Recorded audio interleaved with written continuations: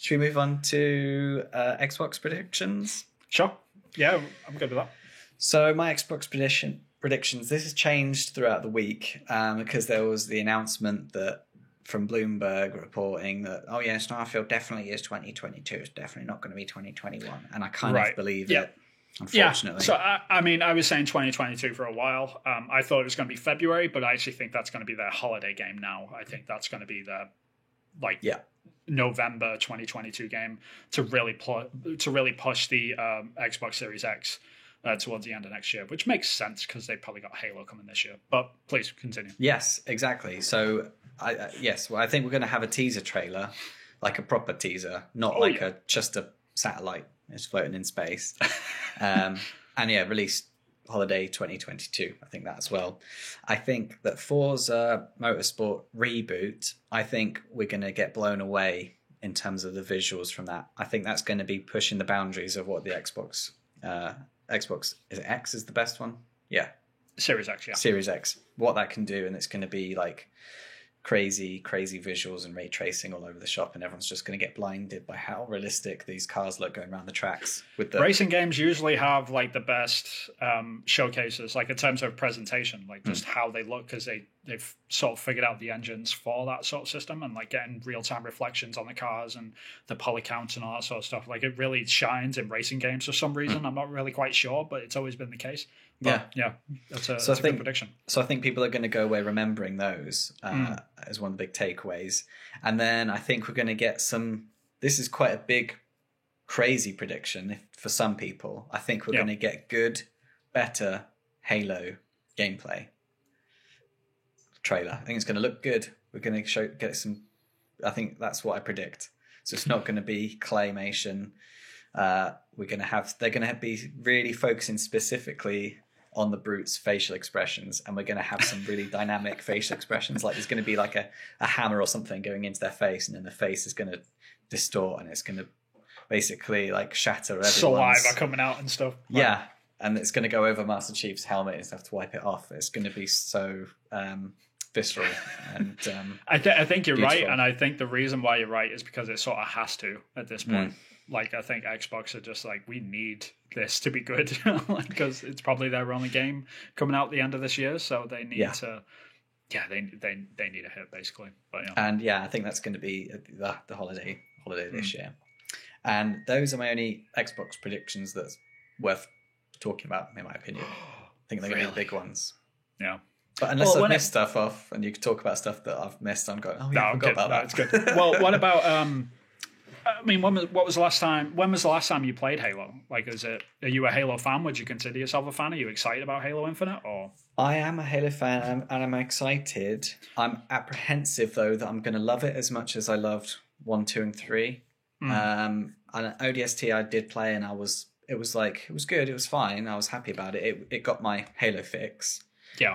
But I'm a play once and done kind of guy. I played a bit more Halo 2, and I played online in Halo 3 for a bit, but I wasn't really big into it. But seeing Halo 1 being played in the game shop in Milton Keynes, and I was walking around and there was grass moving about and I was killing grunts, that made me buy an Xbox just watching that. So I've been in love with Halo since I've seen it. So that's fair, yeah. I bought a console for it. I'm really apprehensive based off the last gameplay that it's just going to be a mediocre, lukewarm Halo that's got a grappling hook. Right. I really don't want that to be the case. I really hope that the story, because that was Halo 1's some of the most amazing game, like narrative that's shown through gameplay ever in Halo 1. It's like I agree. I think it's probably the first like console shooter for one. Like it was the first one to really figure out like how to get a first person shooter feeling good. On a controller, but also just the storytelling in that game. Yeah. Like probably hasn't aged like completely like the best either. Like I played Halo 1 to 4, like I played Reach and ODST as well recently, and I was actually kind of like surprised about Halo 4 because it's actually a lot better than I remember. It feels way better than 3 anyway, like in terms of like actual gameplay and how you're fighting and stuff.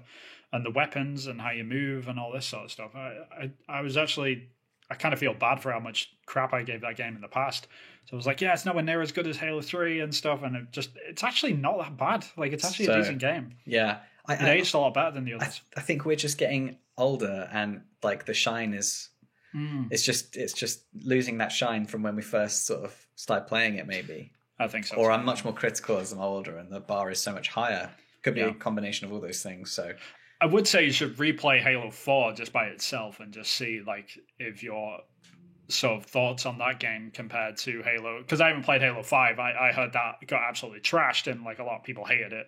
Yeah. But Halo 4, like specifically, even though it wasn't made by Bungie, it's actually not a bad game. Like I really feel bad about that game. But yeah, like in terms of Halo Infinite, I totally agree. I think it's probably gonna have a really good presentation, and mostly because it needs to, not really because they have to prove themselves, not only themselves, but Microsoft will be breathing down their neck as well, because it's sort of the linchpin for the entire console. You know, it's going to be one of the it could be the game that sells consoles, and how good or bad that game is could be direct. Like how good that is reviewed could directly impact how many they end up selling for the whole generation.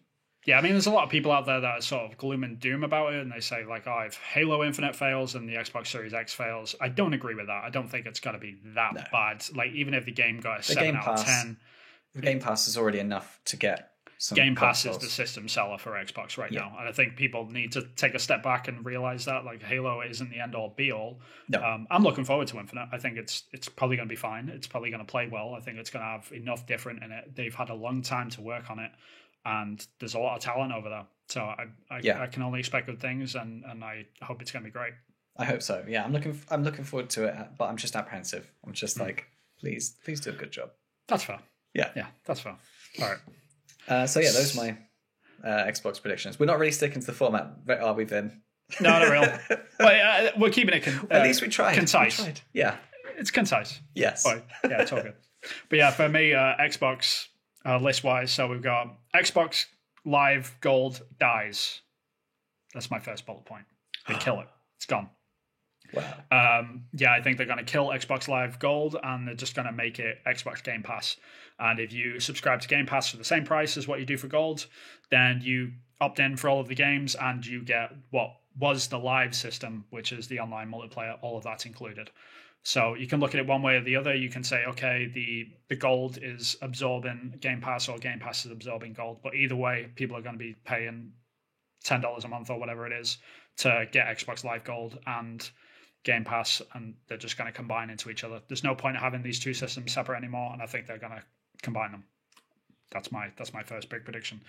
More third parties come to Game Pass. I think that's a given. Like, it's going to announce offload like a load of them at once, because it's always good press. I had no idea, like from a studio level or something, but if they did get something from like Ubisoft, like if they just said, okay, all Ubisoft games are coming to Game Pass, or all Square Enix games are coming to Game Pass for whatever reason, like they have done with EA Play, that'd be awesome. But I think like I've got no idea. That's like a way high up sort of company decision, but I would love to see like Ubisoft games on Game Pass system. That'd be awesome. Next one is Halo Infinite Blowout. Same as you. I think that's going to be their big push for this year, because it sort of has to be. Like, they're trying to sell their consoles. So yeah, I think like you, I think it's going to look pretty. I think it's going to look great. People are going to get excited about it, especially the Halo fans, which is the best thing that you can hope for. I think there's going to be no Elden Ring. It's not getting shown. And Xbox have the marketing rights to Elden Ring, I think. So they announced that game at an Xbox conference. I don't think it's going to be shown this year. I think that game's probably in trouble somewhere, and they're not showing it for a good reason. Yeah. And they just want to take a step back and work on it and get it looking good and feeling good. And I think they're going to go away for a while until they figure that out. This week, yeah, I'd removed it from my list this week because I've heard some things or read some things, and it was on my list to say that they're going to announce it. But I think you're right. Yeah, I don't think it's going to be that. Next one is Starfield Blowout 2022. Like you mentioned, I think it's going to be that big holiday game. After that, I think the big sort of announcement that's going to be at the Xbox conference is remasters for the Witcher series. So Witcher 1, 2, and 3 are all going to get remasters.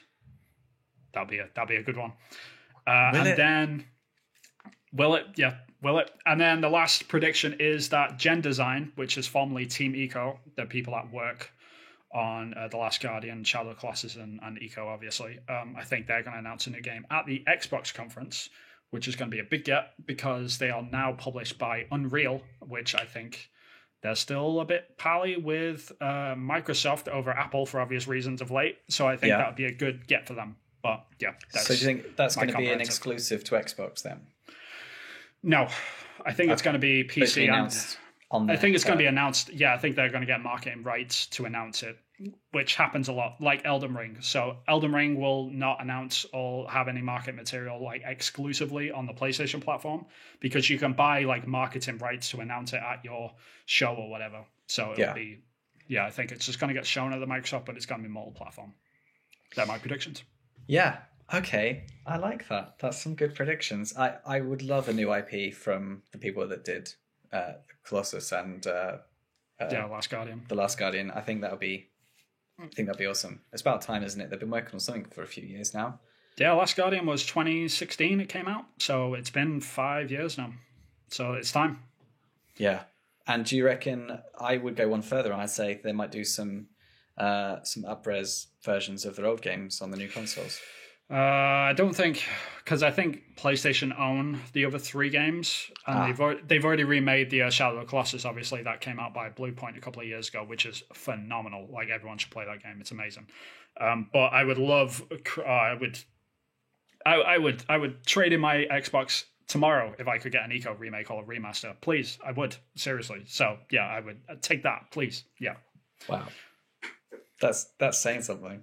That is saying, well, it's my favorite game of all time. It's your favorite game. Yeah, I can't not say that. And it wouldn't be this podcast if you didn't say that at least once. Right. Yeah. Well, you got to mention Eco. You just got to. Yeah, you got to. I don't really have much to say about those ones. That sounds all pretty good to me. Good.